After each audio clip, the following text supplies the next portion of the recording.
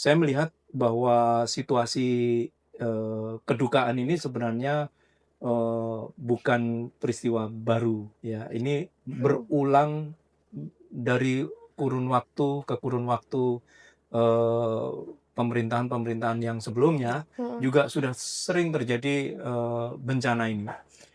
Bencana ini, seringkali dinormalkan ya dengan, mengalihkan tudingan atau kesalahannya kepada, iklim Ya, atau curah hujan tinggi atau yang ekstrim. iya Mhm. betul. Itu memang bahaya, tapi tidak semua cuaca ekstrim yang bahaya itu melahirkan bencana. Ya, Mhm. Nah, saya punya pandangan satu, bencana terjadi karena man-made.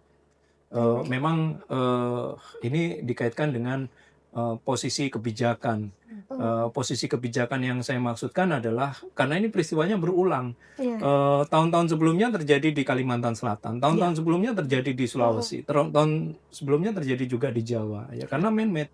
Eee, Kebijakan perizinan, yang begitu liberal ya, Mhm. diberikan atau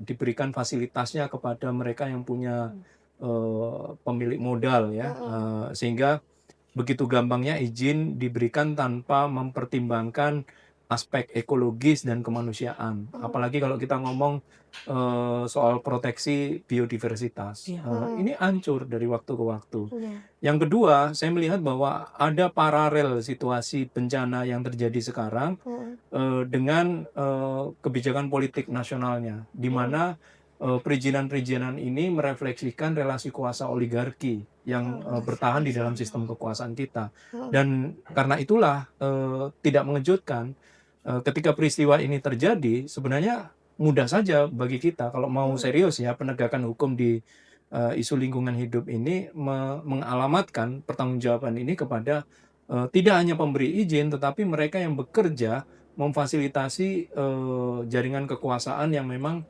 menangguk keuntungan dari, usaha-usaha yang, industri ekstraktif yang Mhm. menghancurkan lingkungan itu. mmm, Mhm. Harusnya lebih mudah. Mhm.